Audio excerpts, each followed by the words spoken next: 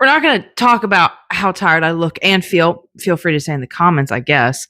But welcome to Kiss and Tell, where we get absolutely feral and pretty unhinged about my latest reads. So let's get into it. This past week, I read Partners in Crime by Agatha Christie. Now, this was written in 1929, I believe. I listened to it on Hoopla. And to be honest, I forgot what the style of the book was. I mean, it's murder mystery. Before I clicked play, like, I mean, I read a description, but I forgot. So first off, explicit language warning. I'm probably gonna swear in this video somewhere, somehow. So yeah, just keep that in your noggin. Well, I'll give the rating afterwards. So I mean, you got to give it some grace by the fact that it was written almost 100 years ago. Trying to kind of put that on the back burner, but it is. This book makes me wonder if Agatha Christie is ADHD. I mean, I have not yet read Murder on Orient Express, or, you know, I enjoy the Hercule Poirot movies. And I feel that I would enjoy the books as well. I just haven't read them. Because I've never been much of a reader. I prefer to listen. So I think this book would be more digestible if I read it physically, because I could take it in doses, and I could read it how I feel it's meant to be read. The narrator that was hired to do this reading honestly almost sometimes sounded like it was AI. I've heard better AI. It sounded very robotic. There lacked a lot of emotion. It was rushed at many moments. It literally just ran from chapter to chapter to chapter and moment to moment to moment. And it was so hard to keep up with, especially someone with ADHD. So, it was not a calm, chill little murder mystery. It was just really hard to keep up with. And the fact that it is a collection, oh yeah, I left out the part of why I think Agatha Christie might have ADHD. It's a collection of short mysteries that are connected but not. So, like, there is no interlinking details between mysteries that links them together until the end. So there's no connecting points between all of them, pretty much. And it's just like, it's really hard to follow what's going on, because like it's a new mystery every 1 to 2 chapters. It changes. There's a lot, and there's like 20 some to 30 chapters in this book. There's a lot. So yeah, it's kind of like you get on board with what's happening, and then it just completely flips. Like, I spent most of this book being like, what's going on? What the fuck happened? And so yeah, I literally spent most of the time not knowing what was going on. It's about a married couple that solves mysteries. Another, like, I'm usually the type of person that I don't hate it, but I don't really enjoy male narrators doing female voices. It always sounds very like, but this narrator really made no attempt to change the tone of his voice a lot. Like, it was very, very subtle changes to his voice from character to character, whether it's male or female. It made it really difficult to follow who was talking unless you heard him say, so and so said, blah blah line, so and so said. It was just like, and it was hard to track the emotion. There was very little emotion in the voice. It just made it really hard to engross yourself in this book. So, and with the fact of, how quickly it moved, it made it really hard to connect with the book. And yeah, it didn't hit home for me. So yeah, it wasn't a heavy hitter on my stance. So there's really not a lot to talk about with this book.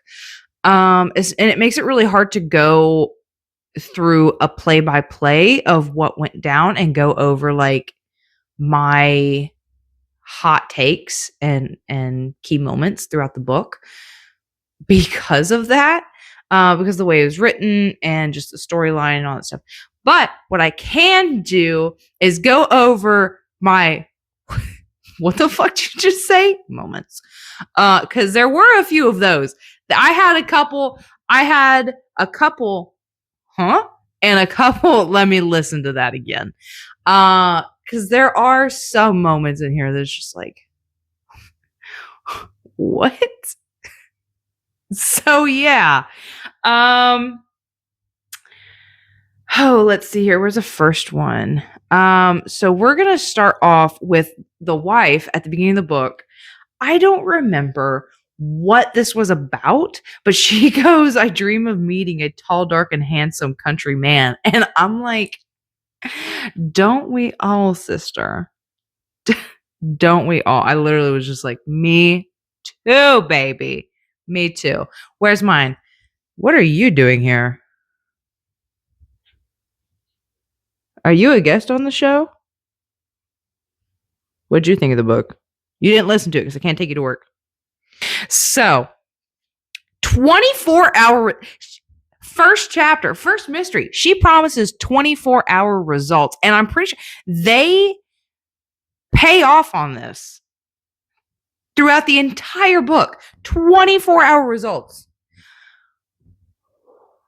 Who you got on the inside?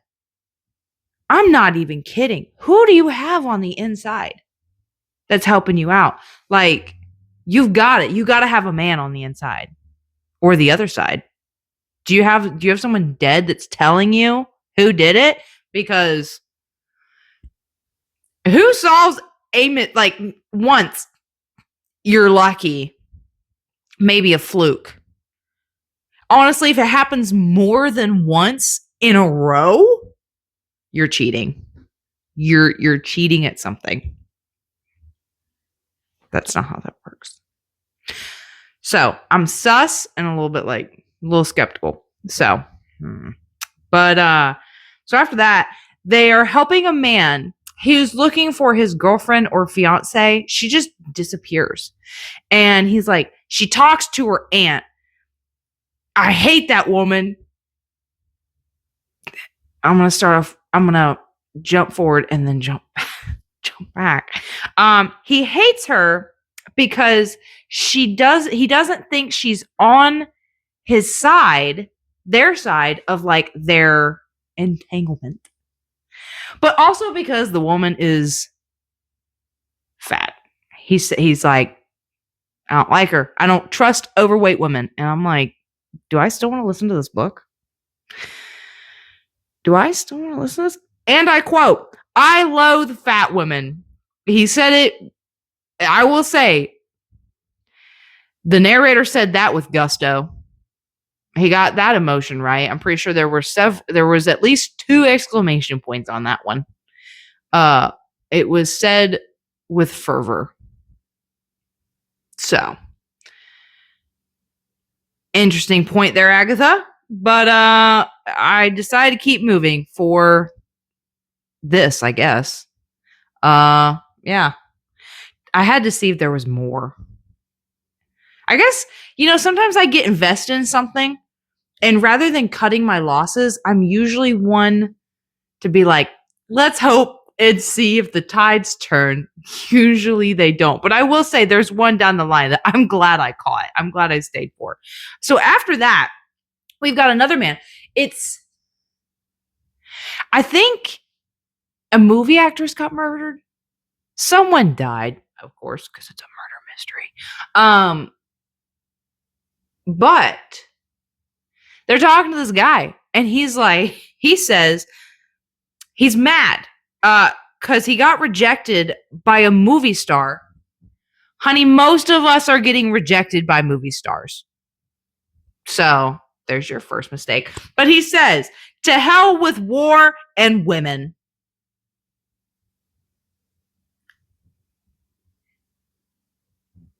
I can agree with you on the first part. I personally would say to hell with war and men. Sometimes, I don't know. Yeah, they get me. But anyway, to hell with war and women. Another one that was said with gusto. And that emotion was very well portrayed. Couple more exclamation points on that one. Okay.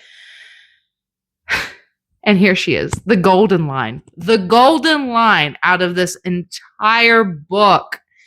It was amazing. I had to listen to it 3 times to make sure that I was hearing it properly.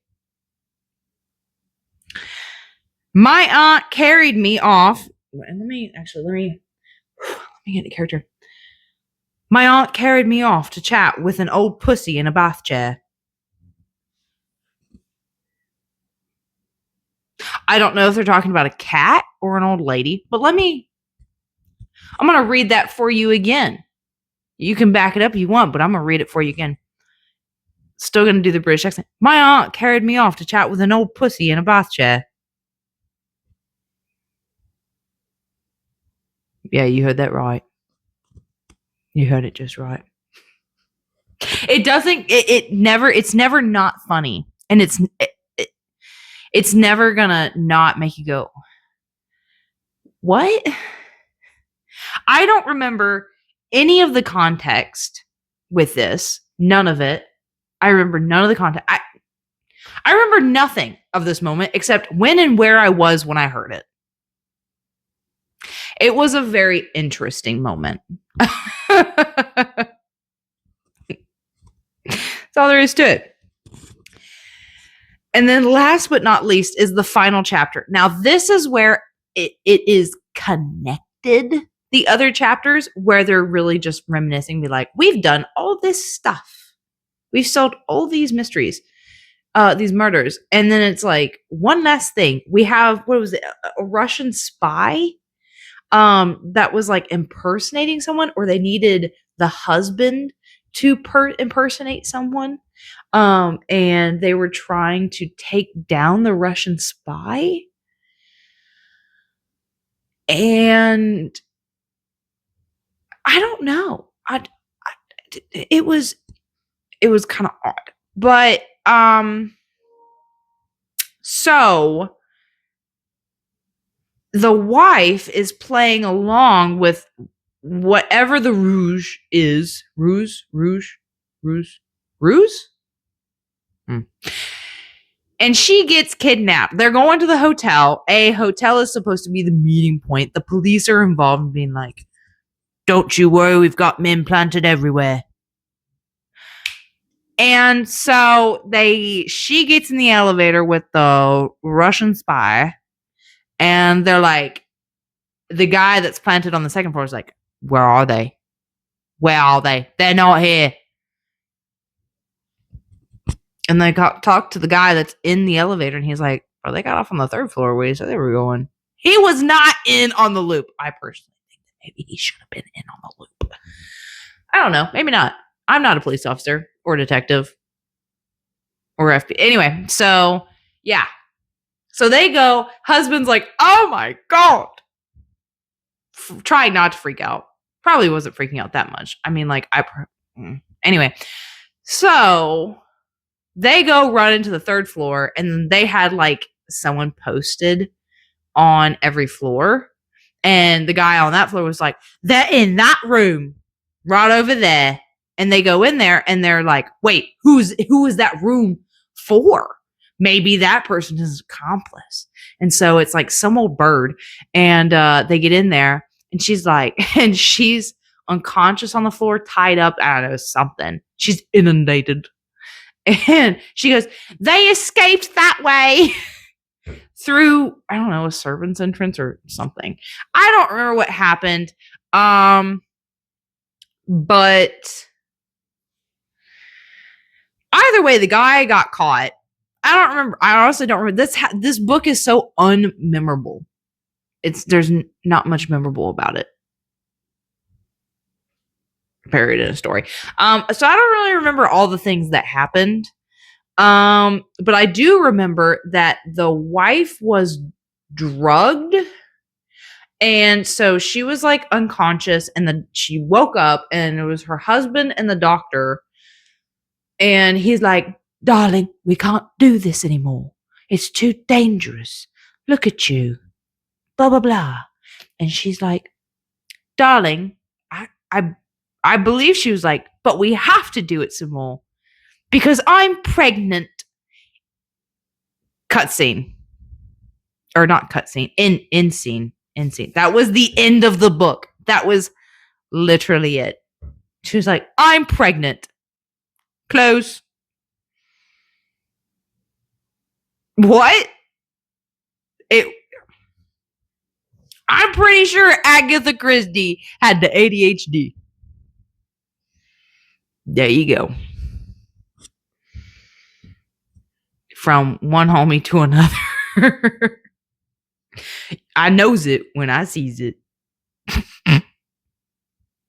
So that was Partners in Crime. And I'm going to give it a 1 out of 5. I know I've jumped back and forth between out of a 10 scale rating or a 5 scale rating, because sometimes I forget, but I'm going to stick with a 5 scale rating, because that's what I give it on Hoopla. That's what I have to rate it out of on Hoopla when I read the books. So yeah, I'm going to rate it out of 5. And that's it. That's it, homies. So I'll catch you next week with the next one.